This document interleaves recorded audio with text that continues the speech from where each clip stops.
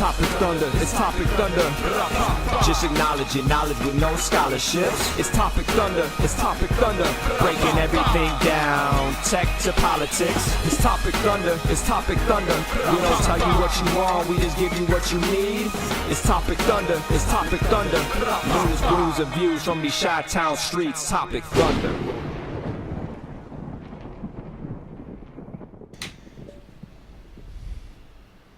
Hey, good evening, ladies and gentlemen. Welcome back to the program. We call it Topic Thunder.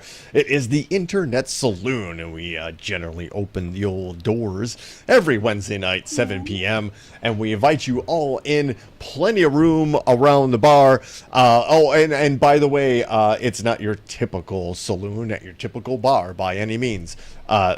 Violence is not allowed, first and foremost, right?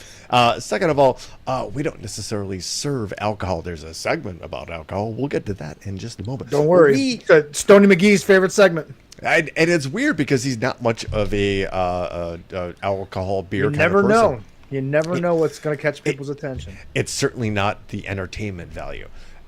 What we're going to pour here is conversation. And yes. If you're hopefully familiar with the show, conversation. Well, that would hopefully be the point.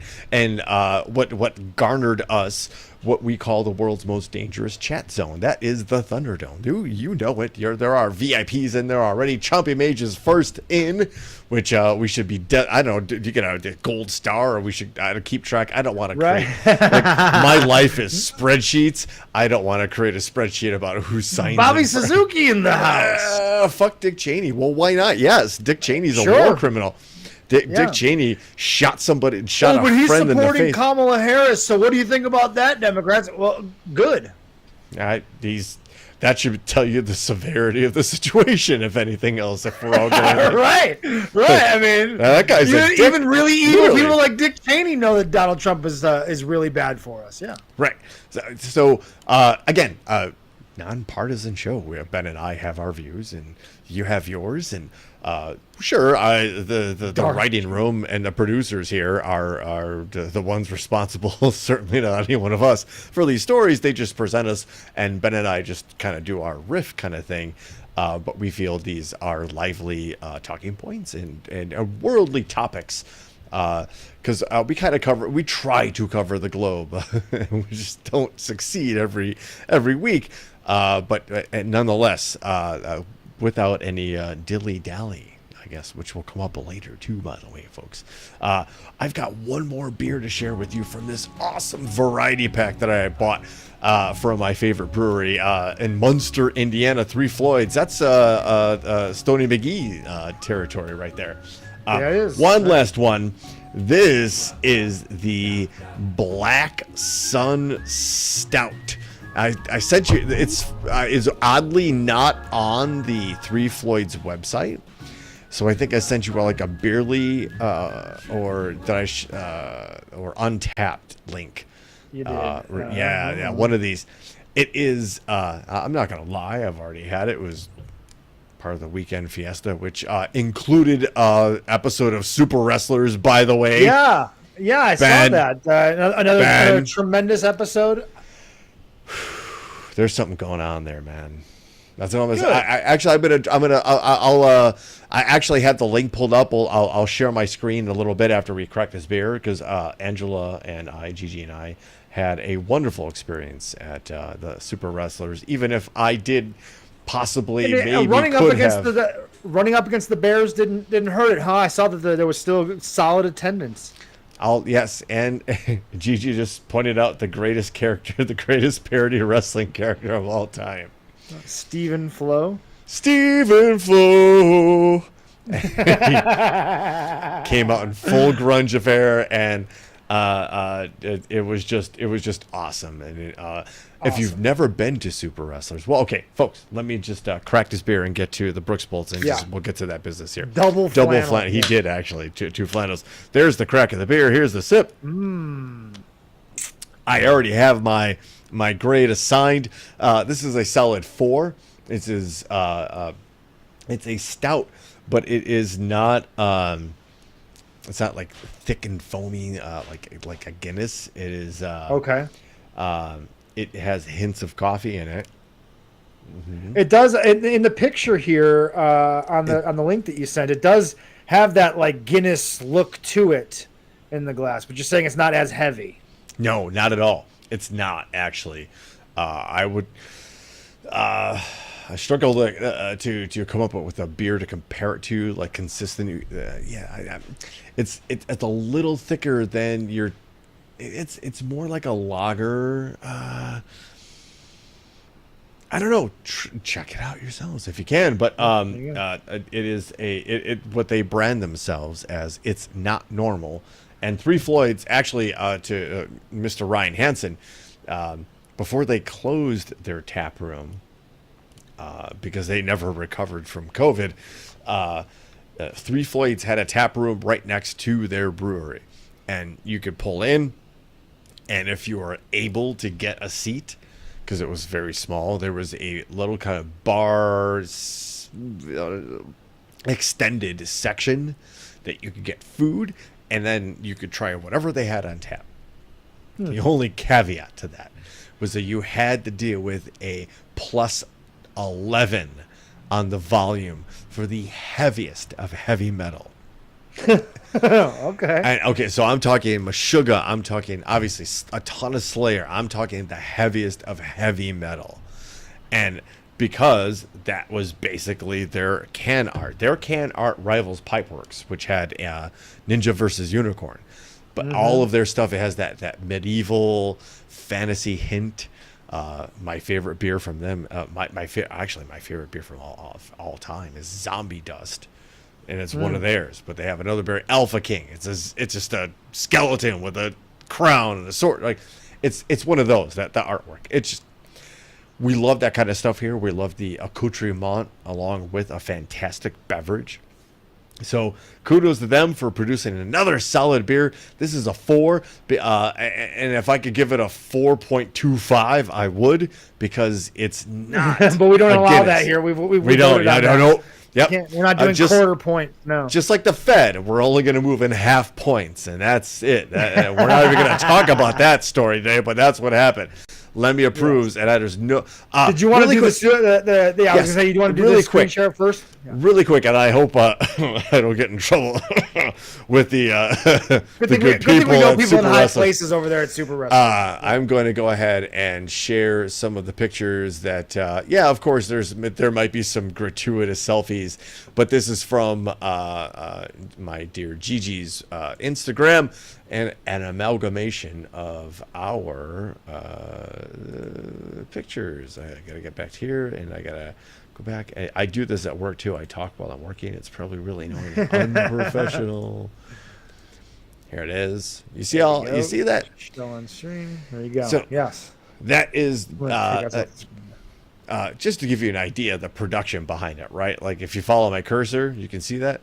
Like there is serious production behind this. It's not your typical pro wrestling show. It's just not. It's in a club. I love it. Club stuff. Oh, hey, look at those people. Hey, Those fine people. Good looking people right there.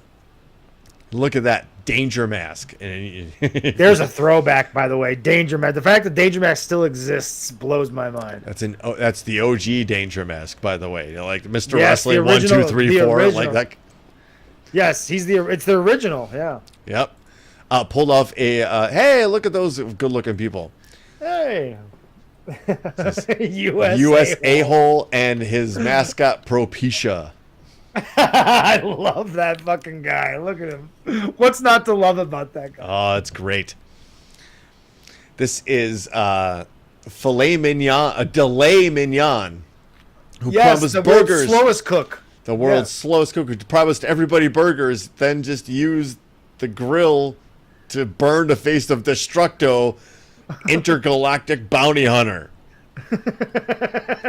Yes, you heard that right, ladies and gentlemen. But look at what happened. There's effects, like the smoke guns went off, the steam, whatever those things are called. I'm not a stagehand. Look what happened on the outside of this, right? The lighting effects. No, it's great. The timing. It was and all everything. punched up. Yeah. Everything was ready to go. It's wrestling theater. That's what I think. That's what the best way to describe it. This Pro is wrestling theater. Current prize holding super wrestler Rydal versus Pubic Moose. Pubic Moose, another favorite of mine. Pubic Moose is I know. Was he about to do the go to sleep there? a little bit, maybe. And Rydal actually murdered his brother last episode of Super Wrestlers. Literally murdered him. So we're dealing with that as a fan base right now. Rydal, a crowd favorite and a personal favorite. Of a death. Here is Siphon versus Stephen Flo. Double flannel, just as Gigi pointed out. And here you have Shogun versus Nolan the fucking Wizard. Yes, Nolan. I saw a photo of Nolan the Wizard spewing green mist. Oh, hey, Inception. Somebody taking a video of me, taking a picture, a video of somebody else in the ring. Like, what I will say, and as I relinquish control back to you, Ben, is that Super Wrestlers is a fantastic experiment into, like you said, Ben, theater. It is about showmanship and presentation. However, there are some of the most talented professional wrestlers in the Chicago area, not and beyond, to be honest with you. People come from Wisconsin and Indiana to be a part of this. They surrender their already established gimmicks and money-making identities to come in and, oh, you want me to be a guy who has some weird power in my hand and I'm not sure, but it's tied to this, but I'm no longer the guy that sells the T-shirts that makes it worth me coming out to an indie show. Wait, you're going to tell me that I have to surrender my identity as a good guy to be a bad guy? It's because of the strength of the story of the product. It is believed and endorsed by people in the business. They are knocking at the door at this thing. They want to be a part of this thing, right? So if you can, you absolutely should. You might want to take, as Gigi and I did, take the next day off. It is sponsored by PBR, Pabst Blue Ribbon. Legitimately, the show is... I didn't need another hook. They actually introduced that segment with you saw Stephen Flo and Siphon. That was the other the guy delivering the back body drop.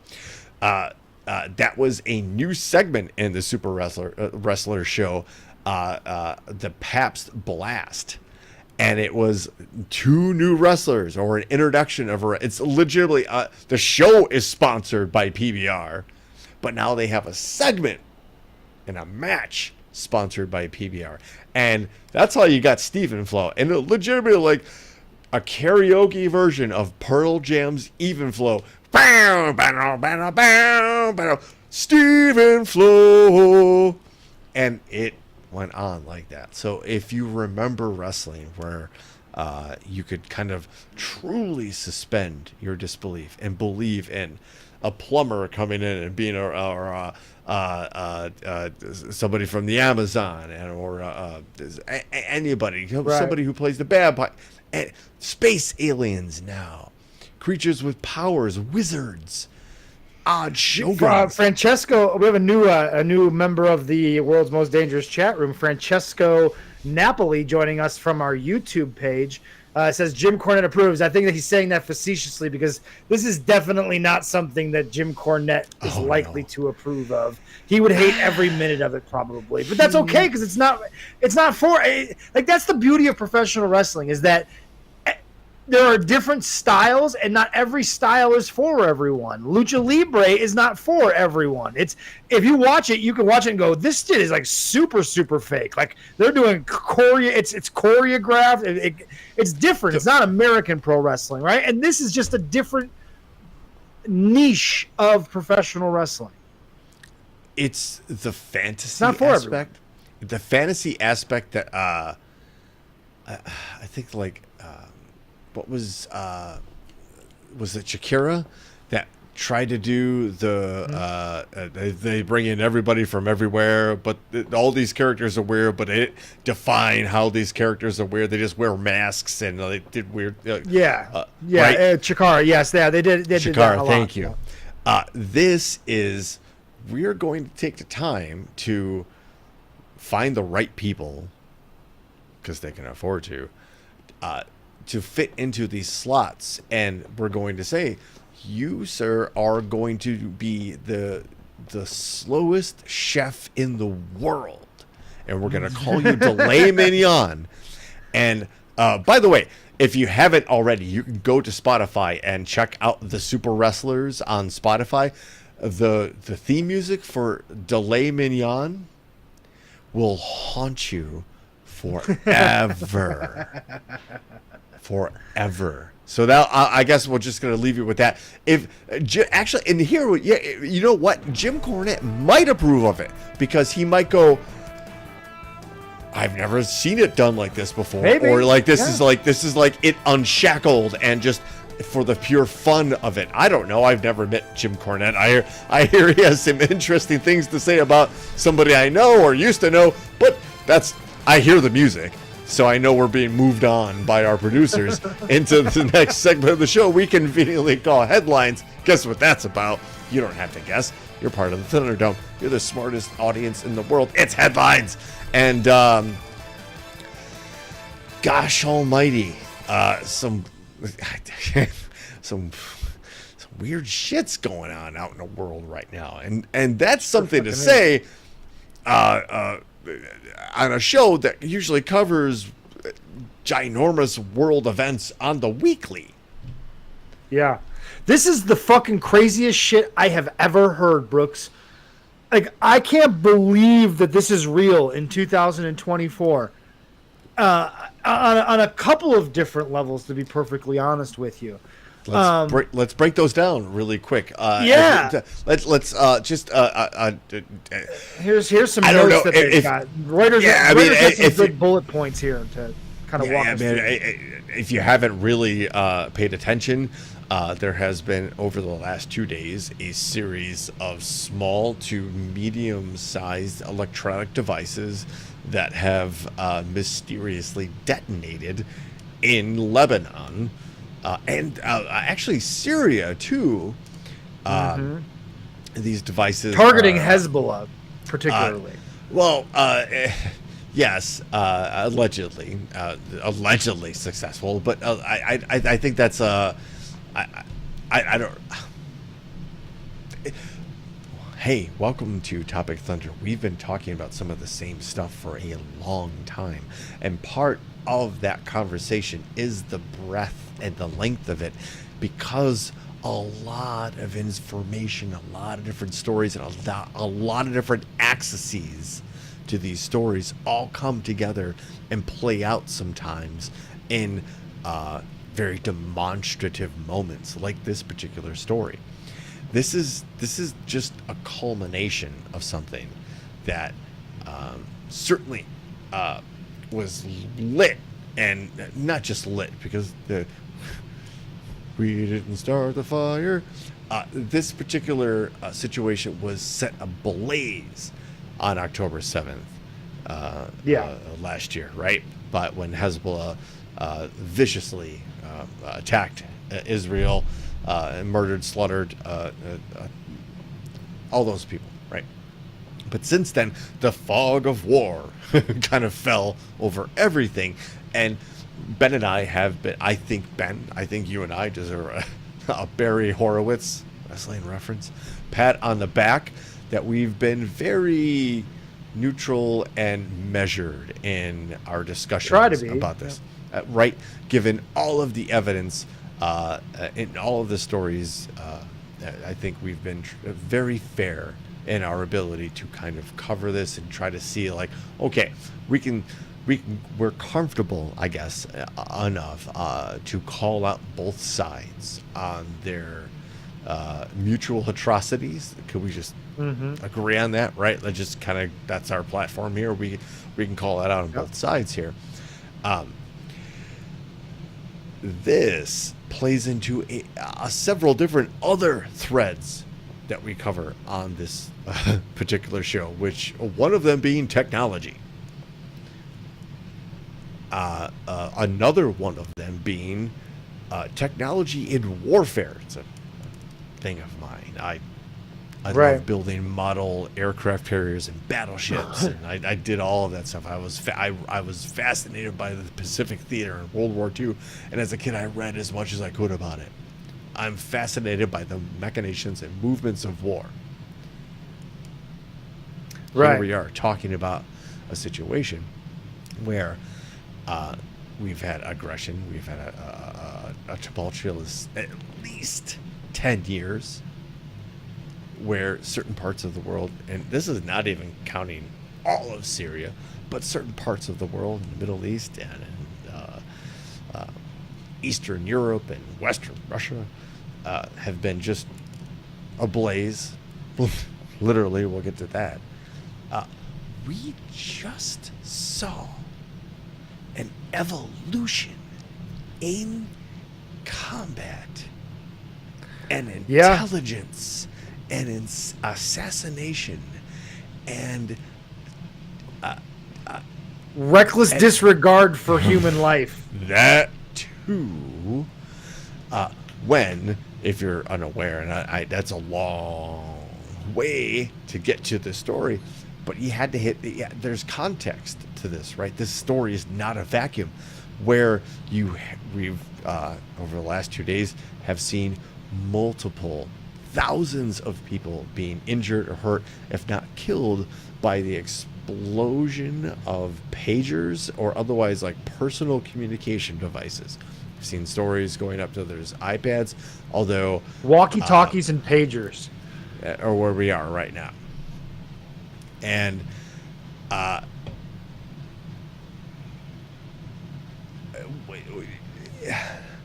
this is one of the craziest stories. So Ryan Hansen asked the show. Go for it. Yes. Who? I was gonna say Ryan Hansen, asked the question like, who still has a fucking pager? And that is another layer of this story that is worth, because that's you ask like immediately when you hear that who still has a pager, right? People that work in the medical industry certainly, but like just carrying it around with you, like most people have cell phones now, right? Well, the reason that these guys had this is fascinating to me. The reason that they were all carrying these pagers is because they realized they couldn't use cell phones because cell phones were very easily tracked and traceable and hackable and all those things, right? Which, okay, hold on. I want to stop you for a reason. I want to stop you right there. Yeah. And what they realized is that they were being tracked. All of their cellular communications were being tracked, and that was part of because of a piece of software called Pegasus, which we've covered on this show, which is a demon of an information collecting tool that bypasses anything that your HR department has put in place as far as your personal information. We've covered a story about them selling their Pegasus program to people who aren't enemies, they aren't friends. So I just want to interject that. I'm sorry to interrupt you, Ben, but I want to put that in place that they have that ability to collect all of that data. Yeah, so they knew they were being tracked by cell phones, so they switched to pagers, and they ordered them from a company in Europe that has a license from a Chinese company. Did you guys lose me there? I got you. I'm still here. Okay, you guys didn't lose me. Okay, I'm sorry. I'm having a little bit of glitch on my side, and I don't know if it's affecting internet. What's going out. So if I'm breaking up, let me know. But if I'm not, I'm just going to keep ranting. Okay, so they knew that they were being tracked on the cell phones. So they go to this European company who has a license from a Chinese company to make these pagers, and they order these pagers for all their people in the. Right. And so see, some people did lose me. Okay, I apologize. But somewhere between or involving that company in Europe, between when those devices left that company in Europe and when they got delivered to the people at Hezbollah, they were fucked with. Those devices were fucked with. They were intercepted and fucked with, and explosives were inserted into them. And then we don't still at this point don't know how long those explosives were just sitting there waiting for this moment.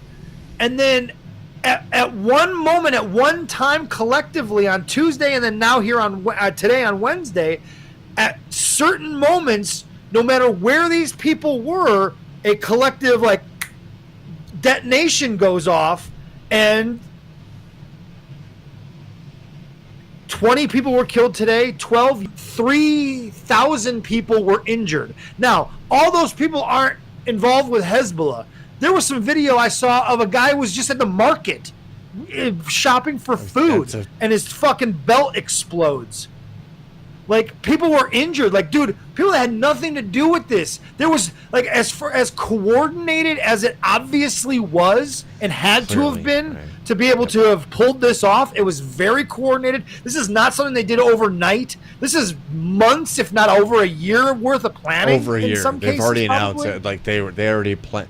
I'm going to get to that, actually, but I want you to finish your point. Okay, so I'm still ranting, but the one thing that they apparently didn't either account for or give a shit about is who was going to be standing around these guys and where were they going to be. Like, for as coordinated as it was, they didn't coordinate that all those guys would be in like one place at one time or away from civilians. They did not give a fuck when they decided to detonate those.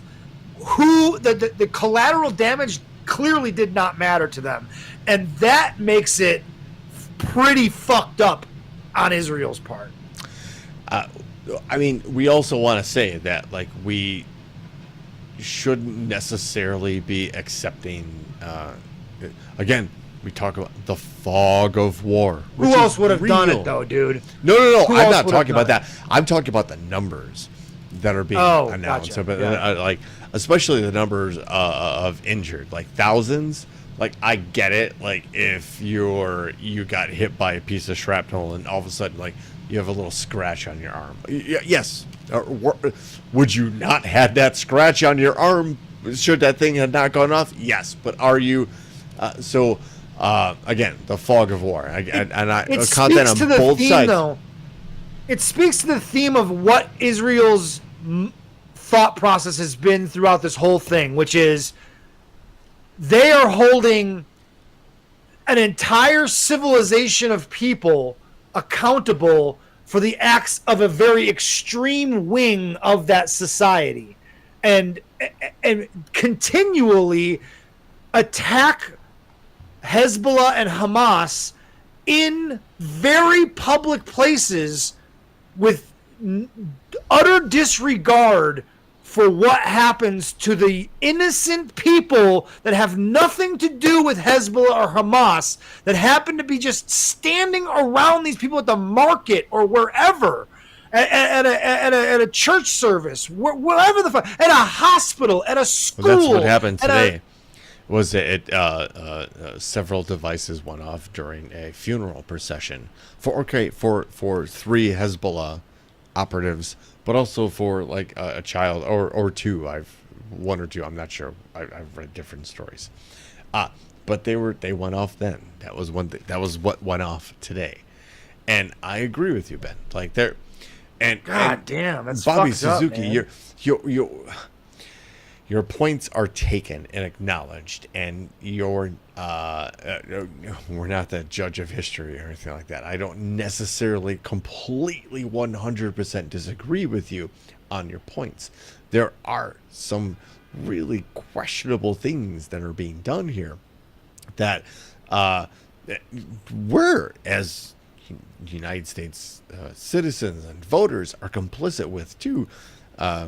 I'm going to make the comparison, and just I hope a compelling one, in just a little bit, about what's being allowed to be used as far as the U.S.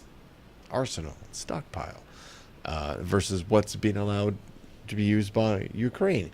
But then the same use and genius invention of use of technology and application warfare. This one's heavy warfare, folks. So I didn't want to necessarily get way deep into the weeds on politics, but what we have to recognize here is that, like, Ben, your point is totally taken. There was a complete disregard for civilians. However, in those videos, to me, it seemed like brilliantly, only the people that were holding those pagers got hit. I still have not seen reports that, like, okay, so like you were saying, Ben, people carry pagers outside of this line of terrorist work. I do at work, because I need to know when there's an airway situation on the 14th floor, or a cardiac arrest on the ICU, or there's a trauma coming into the trauma bay in the ED. I need to know that. I need to search people there. I need to put, hey, we need to bring. Right. I have organizations. Things need to be done. Protocols, whatnot. Yeah. I haven't seen that level of destruction. Which let's just think about this for a second. Israel has been clearly planning this for a long time. For some reason, for some reason, they knew about this situation before, or right around, or just after October 7th, when Hezbollah, right? Because it's not even a full year since Hamas attacked, right? Israel, the Mossad, and they have, I guess, a secret agency or section of their Mossad called, I deleted the story from the show, called 8022, that literally developed this plan. Understand what this plan meant is that they knew at some point their enemies, I'm talking about the Israelis, at some point they knew their enemies were going to figure out that they were being listened to in their conventional means of communication at the time. Cell phones, WhatsApp, what did I just say? What's right. up? As far as, like, yes, WhatsApp. Yeah, I'm old. I'm middle age, but they figured, they counted on their enemy figuring out that they were being listened to. But not only did they count on their enemy figuring out that they were eventually going to be, oh, we need to pivot, they picked the exact mode. I think that's giving them too much credit. I think it was more reactive. Like, I think they had intelligence that said that that an order was placed with this pager company, and then they said, okay, this is an opportunity for us to take advantage. I think that's far more. I think that level of intelligence would be just an amazing amount of dumb luck if they were just like, you know what, we're going to go ahead and just pick this random European pager company and just start tracking them. I think it was more. It would lead me to believe. I would have to believe that in monitoring them, They found out that they knew they were listening, and they got intelligence on what they were going to do, and then they got ahead of that. Do you know how quickly the supply chain would have to move for allegedly, and we have a video.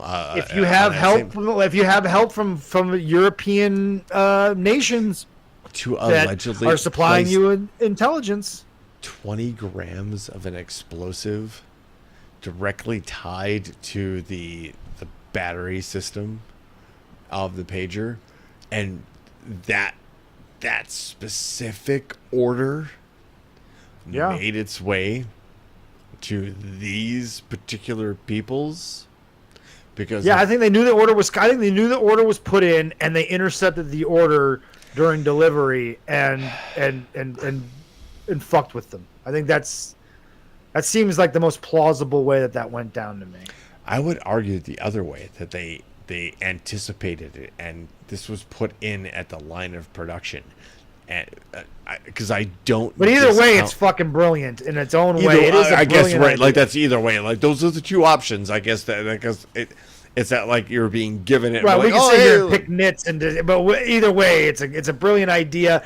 To have pulled it off is brilliant, although also fucking really dangerous and borderline irresponsible.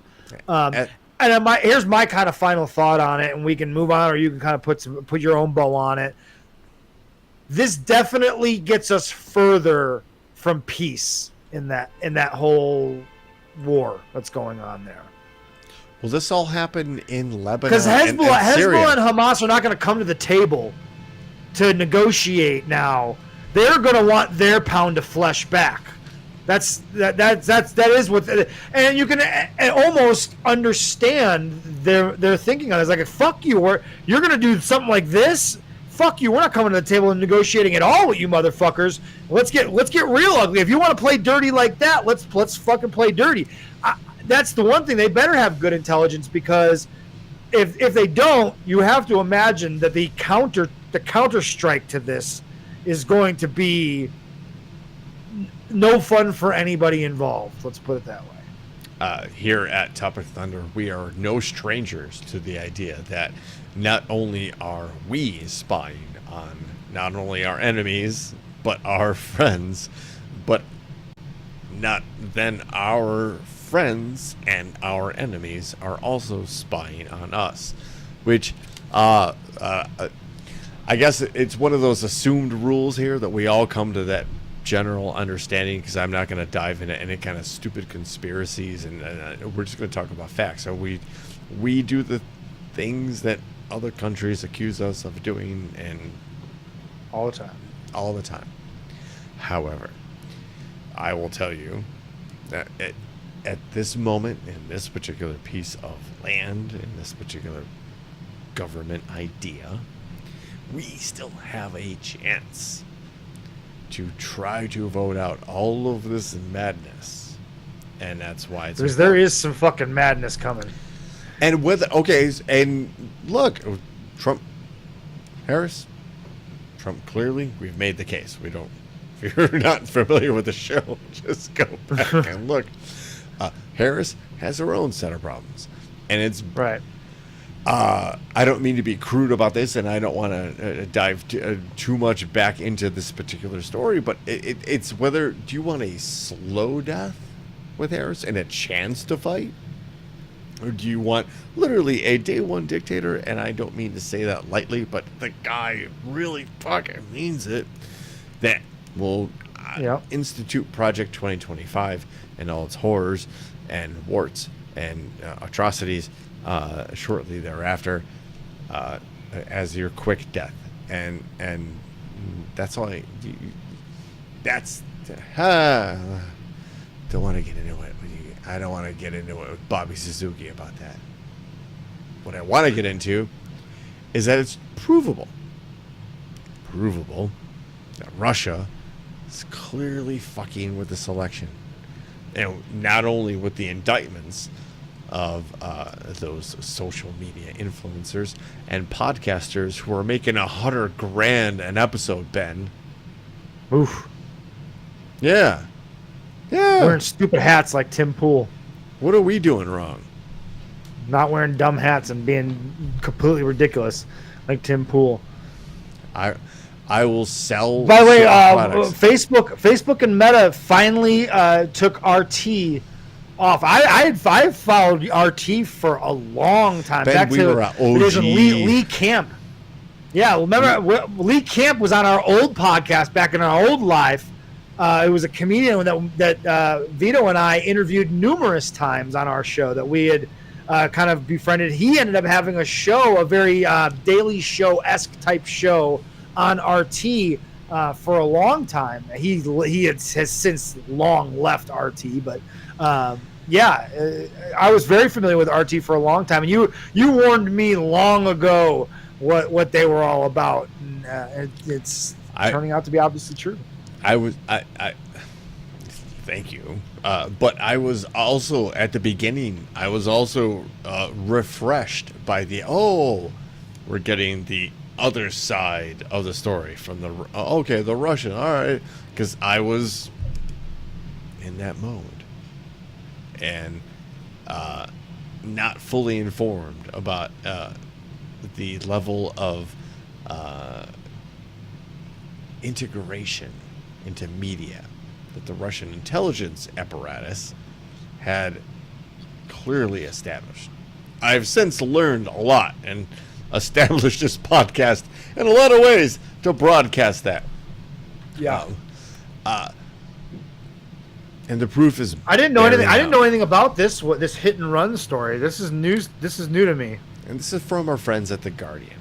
Russia propaganda group behind fake Kamala Harris hit and run story, says Microsoft. Microsoft researchers found that the group created a video, paid an actor to appear as the alleged victim, and spread the claim through a fake website. We have covered stories here. A real quick timeout.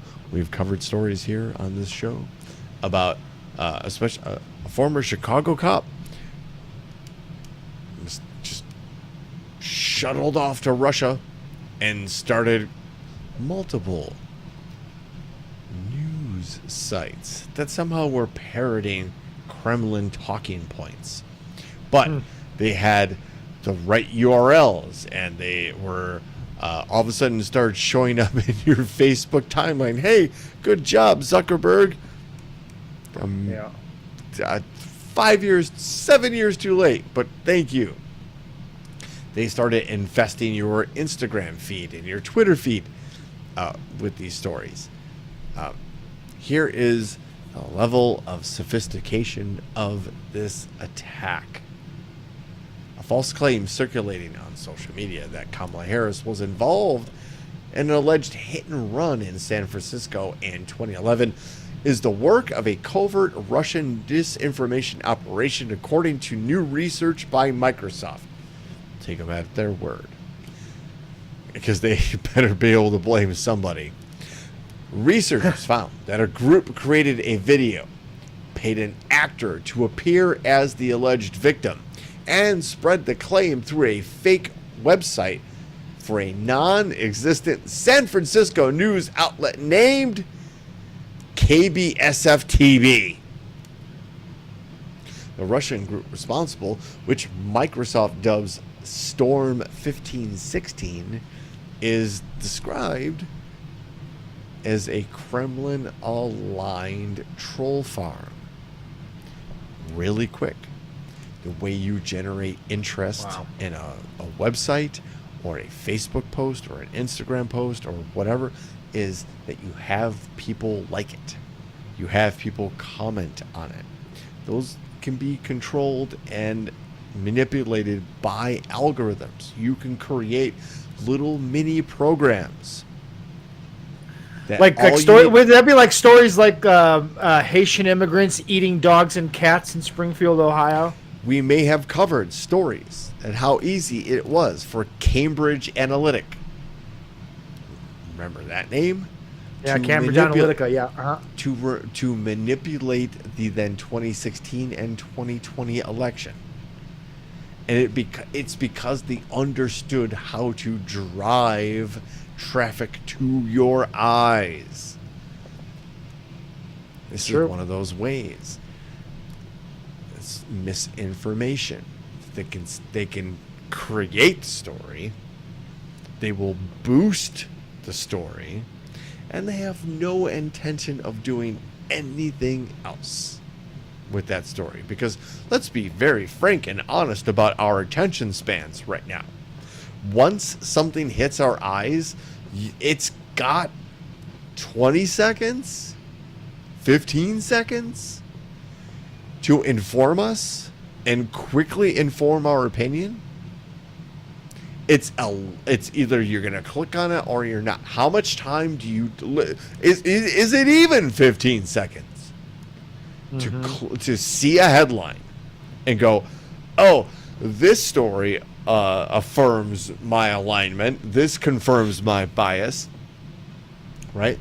Do you know how easy it is to push something like that to someone, anyone, all of us?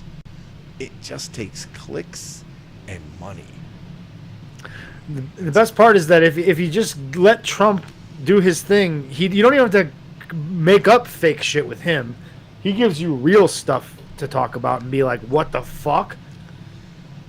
This was a very important story sent to us by our good friend, Tipton Moscow. Indeed. Good man, that Tipton Moscow. He is, and Ben, I know you work closely with him. So when we talk about the dangers of dis and misinformation, especially in this election year, we have to really pay attention then to what side is saying what. Ben, Tipton, I know, tipped you off to this, and from our good friends at Mother Jones. Ben. Yeah. So over the weekend, Donald Trump took to Truth Social to elaborate on how he would, quote, end the migrant invasion of America, end quote. The candidate for president, who has repeatedly vowed to conduct the largest mass deportation campaign in U.S. history, side note, which we talked about, is impossible and also completely destructive to our economy, exhumed the usual laundry list. He would, quote, stop all migrant flights, do away with the Biden administration's Customs and Border Protection mobile app, and halt refugee resettlement. None of these proposals are new or surprising coming from the Trump campaign. But one part of the GOP nominee's weekend post stood out. Quote, we will return Kamala's illegal migrants to their home country, also known as remigration, Trump wrote. Former White House senior advisor Stephen Miller reposted it, saying, the Trump plan to end invasion of small-town America, remigration. And as we know, anything that Stephen Miller agrees with, we know is straight racist, nationalist, xenophobic trash. I will go one step further. I will say this, and you can come fight me, Stephen. But Stephen Miller. Yeah, exactly. You what is the Nazi. term remigration? Yeah, yes, 100% Nazi. Yes, he is. So this gentleman here on X points out what remigration really means and where that term comes from. It's a phrase. So he actually Googled it, and it's described as a far-right and identitarian political concept, largely used to describe the mass deportation of non-white immigrants and their descendants from Europe. So, yeah, it is super dangerous. Remigration, in a 2019 article about the rise of extreme anti-immigrant language in Europe from the Associated Express. Excuse me, I haven't even been drinking. What is wrong with me? From the Associated Press explains, is the chilling notion of returning immigrants to their native lands in what amounts to a soft-style ethnic cleansing. The word stands in for a policy that entails the forced repatriation or mass expulsion of non-ethnically European immigrants and their descendants, regardless of citizenship.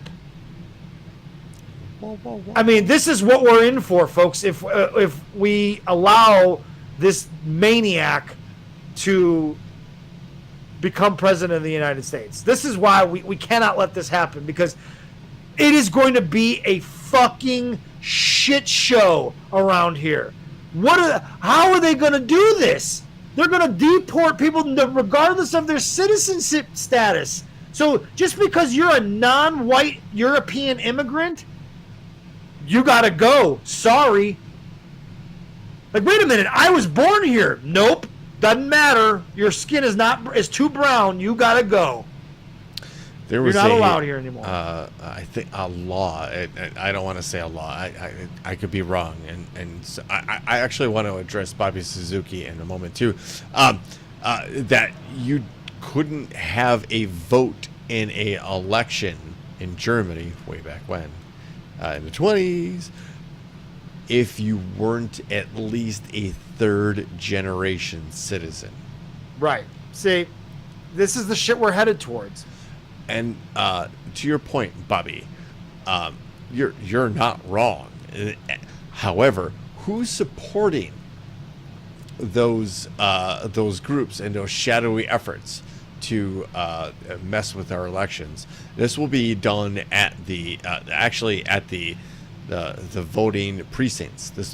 There'll be intimidation. There will, honestly, there's going to be violence during this election. It's just at hotbeds, and it does seem inevitable. Yeah, political and polyviolent targets like Atlanta or Columbia, South Carolina, or states that are questionable like Michigan or Wisconsin or Pennsylvania.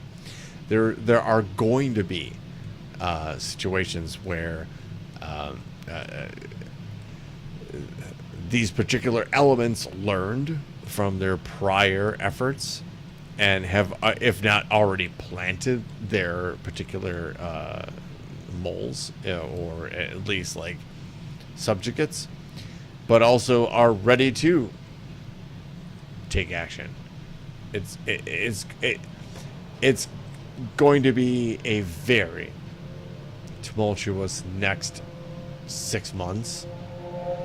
Which, Ben, I think afterwards, if we're still able to broadcast in 6 months on this particular program with our particular views, I say we all take a vacation in Costa Rica and shut down. I've long thought about moving to Costa Rica. So a vacation there just to make sure that that's where I want to go would be a good idea. I'm in. All right. Let's go. All right. We'll broadcast live from Costa Rica. So I know we're hitting 8 o'clock almost. I want to just go back and talk about how warfare is changing in our very eyes in real time. Mm-hmm. I'm 48. In my lifetime, it went from the most tanks, the most infantry, to the most navy, to the most aircraft, to the most coordination, and now it's literally how technology and how quickly can we reproduce this particular piece of technology. And I'm talking about drones.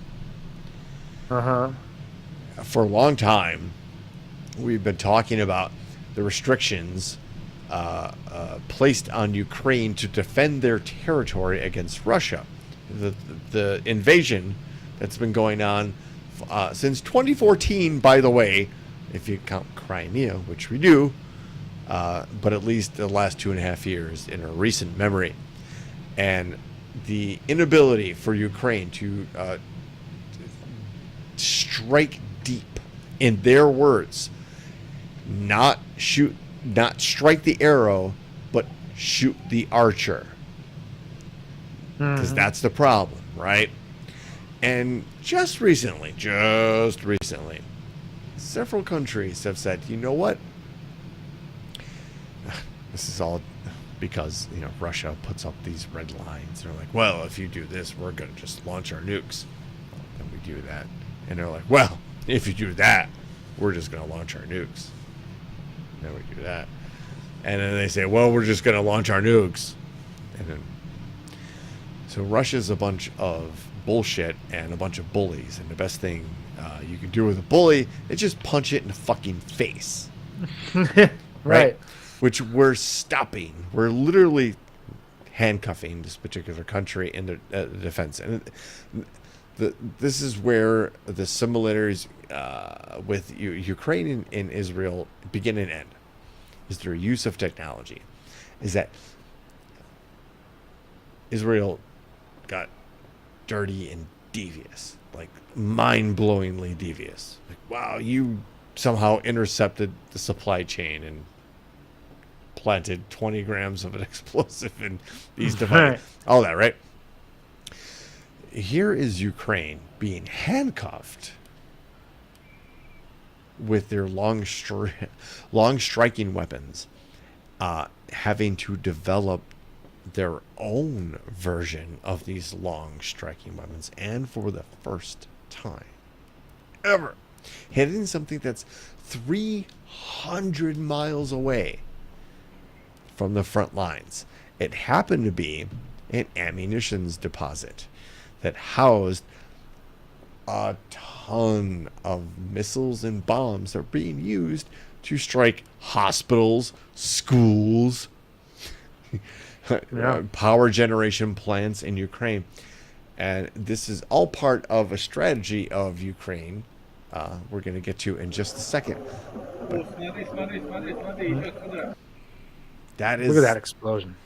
It looks like a small nuclear device went off. It does, yeah. That's the beginning of this looks like a nuclear explosion from a distance. And they 80 to 100 drones. But what they've started doing in Ukraine, we've seen them like develop sea drones and using like motorboat and small engines to create water drones. They put rockets on their drones, apparently. It is, like Ryan Hansen says, does feel like video games with real life consequences. It's happening, and it's happening in real time. And it's because like the fight to defend your own territory is what it's about. And this is all shortly after. Thank you, babe. This is all shortly after Ukraine's president Volodymyr Zelensky presented his what he calls plan for victory to the United States and allies, and said, "Look, we're not going to be. We cannot stay in this war of attrition where we're just killing each other. Just it's just a meat kill. It's just that can't last forever. Yeah. No, and eventually Russia's going to win that way. That's just they're going to grind you out. They have more because people, they've got, right? Yeah. That they're just continually putting out there to absorb bullets. So here comes Ukraine and says, "This is how we're going to win." This particular strike, 300 miles into Russia's border. That's crazy. Signals that they're willing and ready. And this ties into their incursion into Kursk, right? They're showing like, you know what? We're not just going to sit here and take it. We're going to fuck you too. Yeah. And the evolution of drone combat combined with the evolution of the greatest spy shit we've probably ever seen in our lives, with the use of pagers and beepers and walkie-talkies as explosive devices targeted to a certain particular buyer. Mm-hmm. Mind-blowing. One more thing about the whole Russia thing. Personal note. Yesterday was the anniversary of the Soviet Union entering World War II, when they invaded Poland in a known agreement known as the Ribbentrop-Molotov Act that Russia gave Nazi Germany a certain amount of time to invade much of Central Europe, including Poland, with the agreement that 2 weeks later they would invade the eastern half. Those World War II buffs will know that it didn't necessarily work out particularly great for Russia because Nazi Germany was coming for Moscow. That's a different story. But what led to what most of us know as the Cold War, when both forces eventually agreed, the Allies and the Russians, to like, oh, well, shit. The Russians in there like, oh, we got fucked over. Stalin spent 30 days in seclusion because he was betrayed by Hitler because he was so depressed by it because he thought it would never happen, despite being warned about it. He never thought it would happen. He literally spent a month in seclusion because he was so distraught that we then joined forces with them and wiped out the Nazis, but then set up 60 years of division and conflict and tension in Europe, which is displayed today. All of these things tie in. A little history lesson. And all of these things matter to what we're doing today. Speaking of Europe, we're going to continue talking about our friends because this is not talked about enough. The massive flooding that is currently happening in Central Europe, particularly Poland, but also Czech, Romania, and Western Ukraine. Hurricanes, they call it Boris, which is hilarious, but not hilarious. But the death toll from the torrential rain and flooding in Central and Eastern Europe has risen to at least 16, with several more people missing as authorities reported deaths in the Czech Republic, Poland, and Austria, and warned the worst may be to come. A number of victims in Poland rose to 5 after a surgeon returning from. I don't think we need to go into specifics, but you want to see the videos? You want to see the videos, don't you? Yeah. Yeah, I'm playing a little video here, but there's an even more incredible one here. Hold on, let me get this set up here. That next link is pretty nuts. So these are the catastrophic, dare I say, biblical floodings that we were warned about. Not by the Bible, but by scientists who were telling us the planet's warming at an unusual rate. We need to do something. That's been going on for 50 years. That's crazy. This is going That's to a lot of continue fucking to happen. water, man. It's a lot of fucking water. And guess what you can do about water? Nothing. Shit. Fucking nothing. You will never you are fucked. ever win the war against water. Nope. It has the ultimate patience. It will outlast your technology. It will outlast you. Ben, we are for and forever will be on the side of freedom, whatever that means. And we define freedom that you believe and conduct yourself in such a way that you do not infringe upon the beliefs or conduct of another person. To me, that is the definition of freedom. I don't care that you have a belly ring, because it does not affect me. Would I get a belly ring? No. No. Can we extrapolate from that simple equation all the way out? Because we should. Indeed. We have covered this story.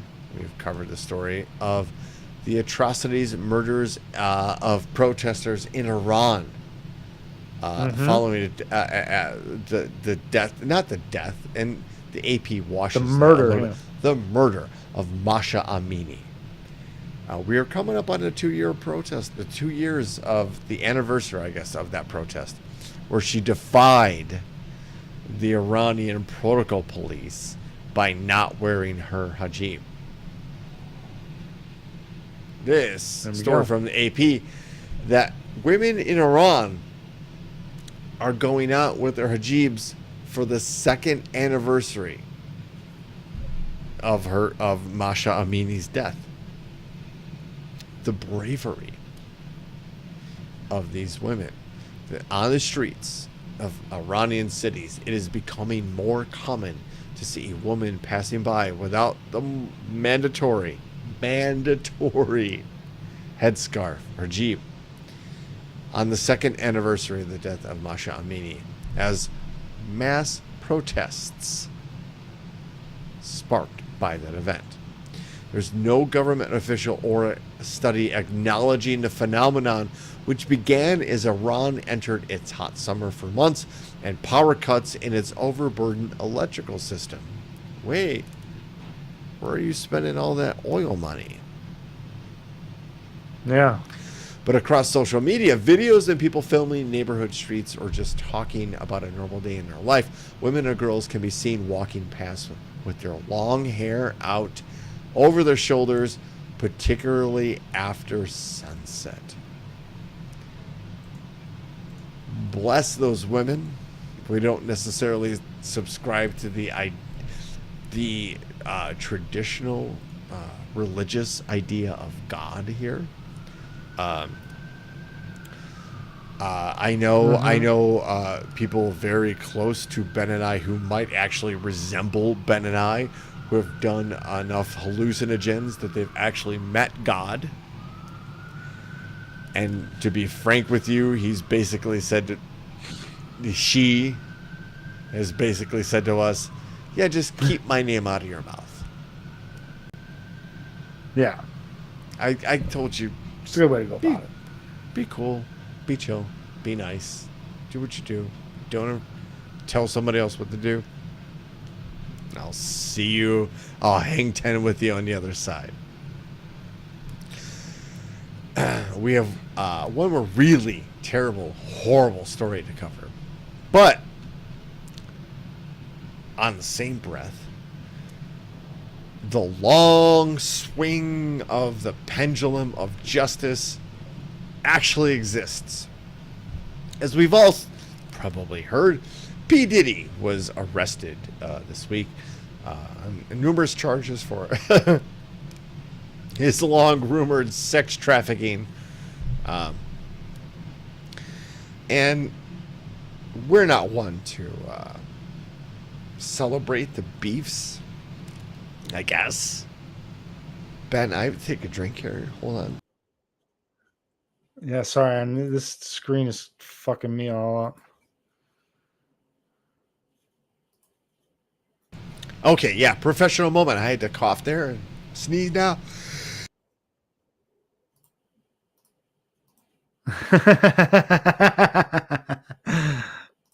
Yeah, get it. Okay, two things. I'm sorry.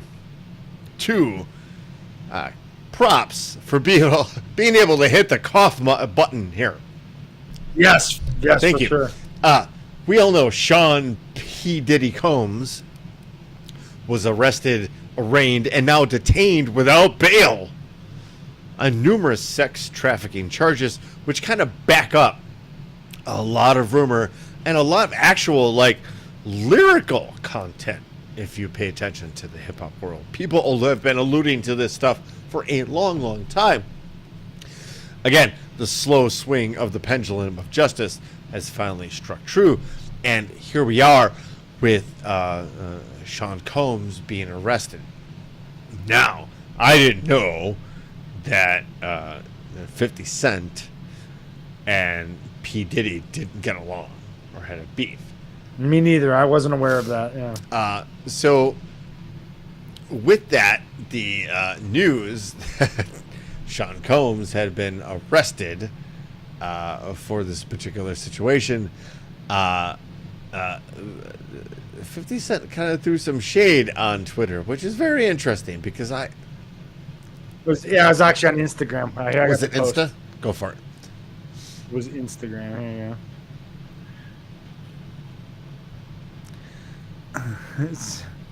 Here I am keeping good company with Drew Barrymore, and I don't have 1,000 bottles of lube at the house. Apparently, Sean Combs was arrested, and there was over 1,000 bottles of baby oil found at his home, which, if you... What the fuck are you doing? What was going on there? If you dive into kind of the sordid details of the story, it's all terrible. It's all horrible. It makes you feel icky, so I understand if you don't want to. However, also tie this in to the company that P.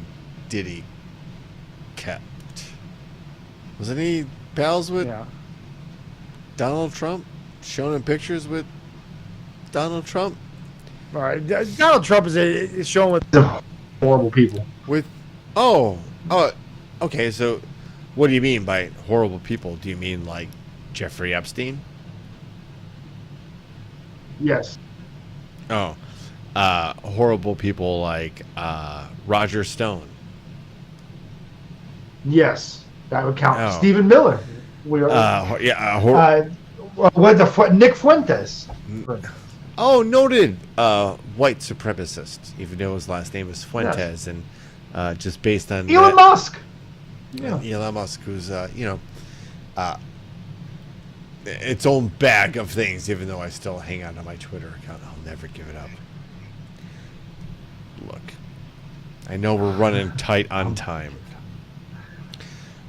I don't want to drown you guys or myself on all of this negative stuff. The whole point is just to kind of throw out the topics, have a conversation, educate people, educate ourselves. That's it. And we want to kind of pull out. We're edging towards the lightning round. Hang on though. One of the greatest achievements of mankind as we know it is the Voyager program. And no, I'm not specifically speaking about the Star Trek, the original motion picture, where V'ger was the bad guy. V'ger being one of the Voyager probes that in 77 they were saying escaped the solar system and went out into interstellar space. Here I am right now looking at you and me right now, 2024, and we are talking about Voyager 1, a 47-year-old mission. It's almost... I'm just 1 year older than this spacecraft that was sent out and is did its time, did its mission, gathered data over Jupiter, and I think it did a survey of Saturn too, all the way. And they were like, well, we'll just send it out there. And now it's out there. And you might remember that we covered a story that we lost communication with it. And we were like, oh shit, it was almost like, did we lose a good one? Did we lose a good hero? Scientists, coding experts, I'm sure, coding experts dealing with code that was written in the 70s were able to get communication back. So much so that they were able to fire thrusters just yesterday to keep this particular piece of satellite aligned to Earth. These thrusters have not been fired in over decades. Jesus. This thing is beyond our solar system. It is beyond the heliosphere, which is the grip, the magnetic and atmospheric grip of our star, our sun. That's how far out this thing is. It's traveled farther. Look, you think you take a lot of steps in a day. This thing is it is by far the most successful scientific experiment ever. Huh. That's saying something, but yeah. It has gathered more information about our solar system, and now it's transmitting data outside of its solar system. It's exceeded its lifespan by decades. Huh. We like the microscope and love the telescope and all those great things. But this thing has been transmitting data for 47 years from outer space. That's pretty incredible. Gotta love the Voyager Expedition 1 and 2. We need more of it. Why aren't we sending more probes out there? Anyway, maybe because Good question. maybe because we can't get our children to react properly to a talking, dancing cactus. I love listening.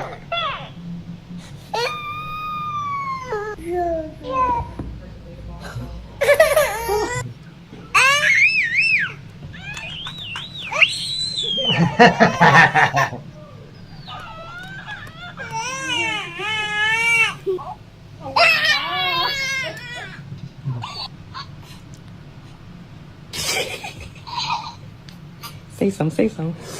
I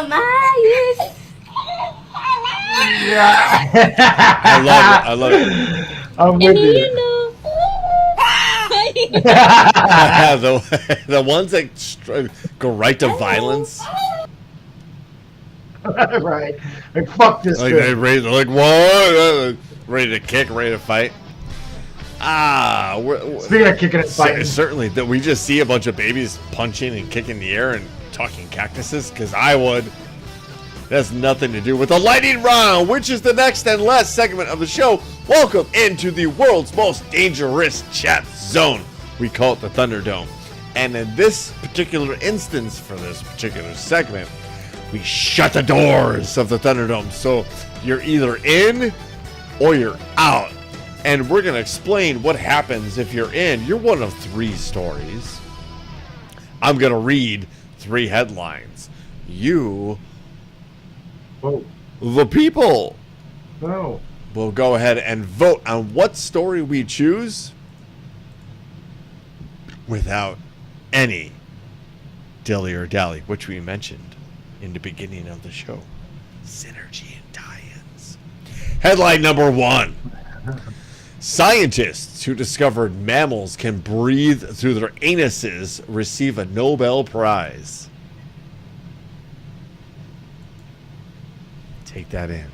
Okay. Headline number two. Jogger covered in blood after wild animals gang up to attack them. And headline Okay. number three. Gas station worker accused of beating customer with bat for taking too much nacho cheese.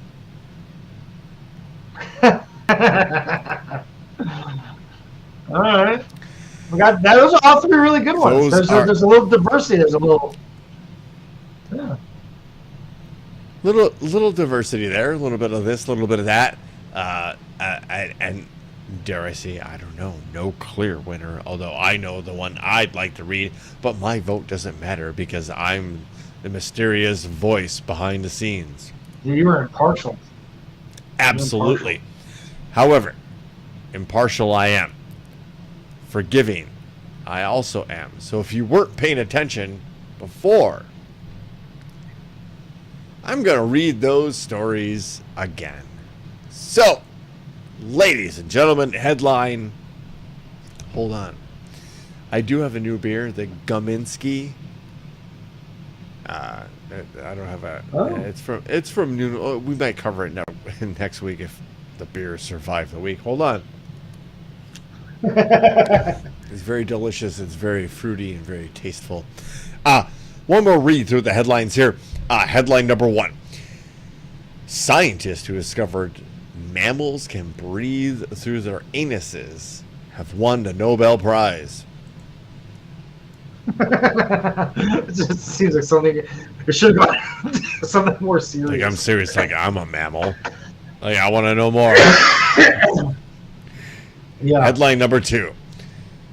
Jogger covered in blood after wild animals gang up.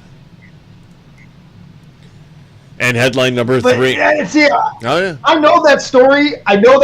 And it to not tell you what the animal is in the headline is doing that story a disservice. Funny enough, it's the same animal that was mentioned in the headline of the beer of choice last week.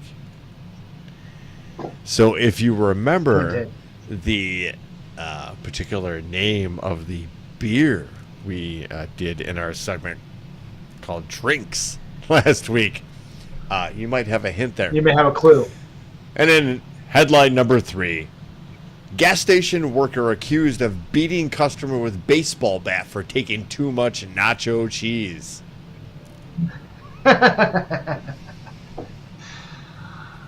There it is. Votes. The votes are pretty spread out so far.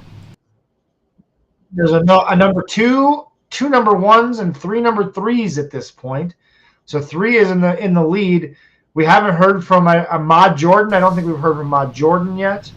I don't know if Adrian is out there listening. That Australian guy hooked us up. Where's Bobby Suzuki? I haven't seen Biz tonight.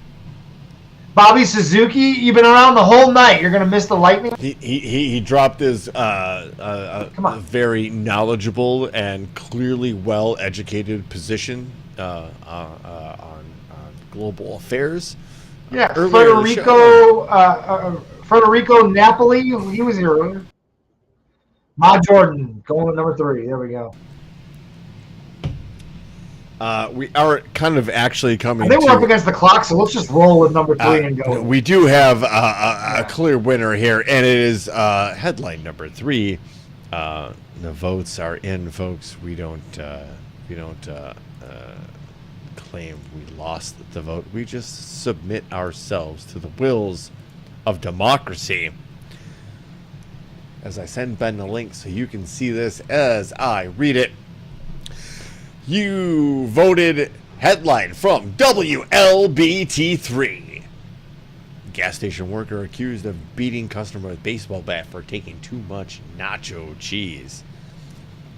Las Vegas, Nevada. From KVVU Gray News, a gas station worker is accused of beating a customer with a baseball bat over taking too much nacho cheese, according to an arrest report. Myron Bully is charged with attempted murder and assault after police responded to an Arco gas station in Las Vegas and found a man lying in the grass, bleeding from his head, nose, and ears. Police said the man could not tell officers what happened to him, and he was taken to the hospital. Police asked Bully what happened, and he told police the victim was, quote, taking expletive and talking shit. Talking shit. He was talking shit. And told him to leave the store. Bully then, quote, showed the officers a cheese machine that the bitch broke, and then explained that the victim was trying to steal, but he was upset that the bitch was getting too much cheese from the nacho cheese machine. The arrest report said, I'm just saying bitch just to identify the victim. I don't mean any disparaging remarks toward the victim. We prefer a redacted story. Thank you, Nevada Press. Bully reportedly told the victim to leave the store and to not break things, but said the victim insisted on getting nachos. So he pushed him out of the store and, so Bully pushed the guy, the bitch, out of the store, the report said. Bully told police he had a baseball bat and hit the victim. don't talk shit to me. Now everyone gonna see this, and they're gonna know never to talk shit to me. That was a quote that Bully told police, according to the arrest report. That's how you defend your store. You set an example. Video surveillance showed the suspect pushing the man out of his business. They both began to struggle over the bat, and Bully is seen punching the victim in the face and then hitting him with the bat. It's terrible. When the victim gets up to walk away, Bully hits him with the bat 3 more times, the police said in the arrest report, which I'm assuming is the attempted murder charge. The victim was standing at a nearby business about a minute away, and the suspect came out again and hit him with the bat with such force that the victim falls to the floor and does not get up until several minutes later. Police said the victim had brain bleeds, multiple skull fractures, blood in his ears and in his brain, and multiple facial fractures. Bully had a sprained wrist from the beating. Bully's bail was set at $10,000. That is the lightning round. Folks, thanks for hanging out with us. The Internet Saloon was popping this evening. So, folks, yeah, it certainly did escalate real quick there, didn't it, Ryan? You guys are awesome. You are the Thunderdome. You are the lifeblood of the show. We can't do it without you. It wouldn't be any fun. So thank you very much. Every Wednesday, we kind of open the doors here, and we certainly don't advertise that enough. Maybe we should, maybe we won't. Anyway, don't know where I was. That was a self-criticism that I stopped midway, that I didn't have a pivot for. Other than saying, my name is Brooks, that is Ben, this has been Topic Thunder. If you're listening, you are awesome. Thanks. We're on Facebook, we're on Twitch, we're on YouTube.